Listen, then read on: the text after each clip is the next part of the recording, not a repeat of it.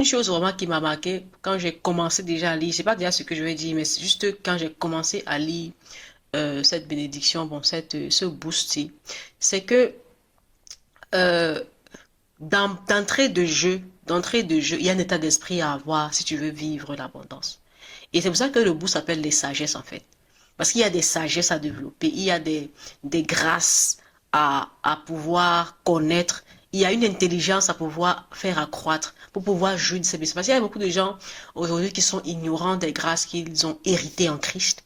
Et dans cette bénédiction, dans ce boost-ci particulièrement, il est dit clairement que il faut que tu saches, que tu aies connaissance de ce qui est à toi pour pouvoir en jouir.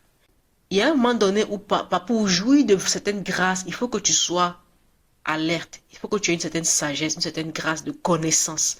C'est pourquoi cette bénédiction est très importante. Il faut la lire, il faut lire ce boost. Ça va t'aider à savoir qu'il y a des choses que tu aurais pu déjà avoir depuis très, très, très, très longtemps, mais qu'aujourd'hui tu n'as pas. Et donc, je laisse madame aller avec le point qu'elle veut développer par rapport à ce Mais boost. moi, je voudrais revenir sur ce verset que tu venais de commenter, Matthieu Mhm, 25, 29, mhm. et qui dit, car on donnera à celui qui a et il sera dans l'abondance, mais à celui qui n'a pas, on ôtera même ce qu'il a. Tu as quelque chose.